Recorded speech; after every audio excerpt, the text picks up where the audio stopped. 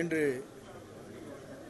ஆய்ந்து அதற்கான கருத்துக்களை பரிமாறுவதற்காக இங்கே ஒவ்வொருடைய கருத்துக்களையும் கேட்டறிந்து எப்படி மக்களை பேணி காப்பது, மக்களுக்கு இந்த வெப்பத்தால் ஏற்படுகிற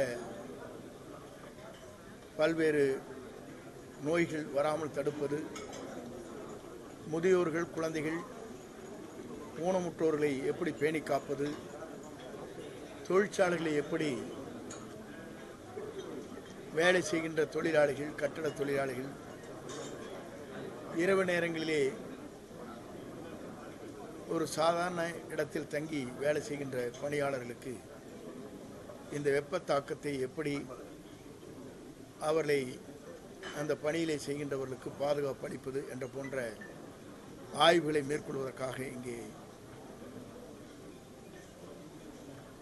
கூட்டம் இங்கே நடைபெற்றிருக்கிறது. குறிப்பாக தமிழக அரசை பொறுத்தவரையிலும் நம்முடைய தமிழ்நாட்டுடைய முதலமைச்சர் அவர்கள் 50 கோடி ரூபாய் முதல் கட்டமாக அனைத்து மாவட்ட ஆட்சித்தலைவர்களுக்கும் நிதிகளை ஒதுக்கி வருகின்ற பேரிடர் ஏற்படுகின்ற எந்த பணிகளாக இருந்தாலும் உடனுக்குடன் நிவாரணப் பணிகளை ஆற்றுவதற்காக ஒவ்வொரு மாவட்ட ஆட்சித்தலைவருக்கும் நிதிகளை வழங்கப்பட்டிருக்கிறது.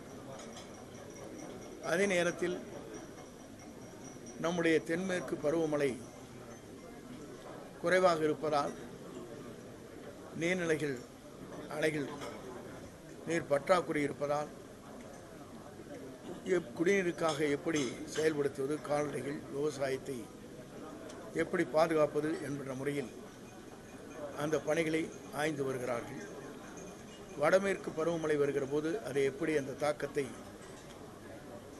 சரி செய்வது, அதிலிருந்து மக்களுக்கு எந்த இடர்பாடுகள் இல்லாமல் காப்பாற்றுவது என்ற நிலையை மனதிலே கொண்டு அந்த பணிகளை நிறைவேற்றுவதற்கும் நம்முடைய பேரிடர் மேலாண்மை துறையின் மூலமாக புதிதாக 55 கோடி ரூபாயிலே பொலிவோடு பயிற்சி மையங்கள், ஆராய்ச்சி மையங்கள் போன்றவர்களை உருவாக்கி உடனுக்குடன் மக்களுடைய வெப்பநிலை, பருவமழை அனைத்தும் மக்களுக்கு உடனுக்குடன் தெரிந்து கொள்வதற்கான நடவடிக்கை மேற்கொள்ளப்பட்டிருக்கிறது. அதற்கான பணிகளை முதலமைச்சர் அவர்கள் துவங்க இருக்கிறார்.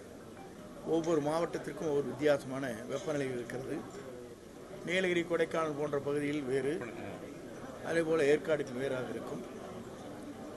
அதேபோல் சில பகுதியில் நீங்கள் குறிப்பிடுவதை போல ராம்நாட், அங்கே பார்க்கின்ற போது ராம்நாட், விருதுநகர் போன்ற பகுதிகளில் நீங்கள் சொல்வதைப் போல வெப்பநிலை கூடுதலாக இருக்கும். புதுக்கோட்டை போன்ற பகுதியில் என்றைக்குமே மழை குறைவாக இருக்கின்ற பகுதிகளாக அந்த பகுதியில் இருக்கிறது.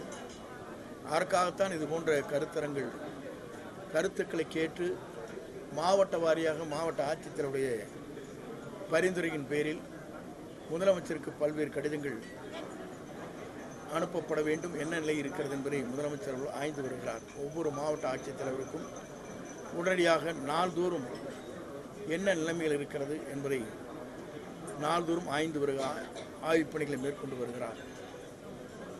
ஆகவே அந்த பணிகள் எங்கெங்கே நீங்கள் சொல்வதைப் போல வெப்பநிலைகள், நீர்நிலைகள் குறைந்து கொண்டிருக்கிற இடம், குடிநீர் பற்றாக்குறை எங்கே இருக்கிறது என்பதையெல்லாம் ஆய்ந்து அந்த பணிகளை மேற்கொள்வதற்காக எங்கள் துறையின் சார்பாக பல்வேறு புள்ளி விவரங்களை அரசுக்கு எடுத்துச் சொல்வதற்கு இது ஏதுவாக அமைந்திருக்கிறது.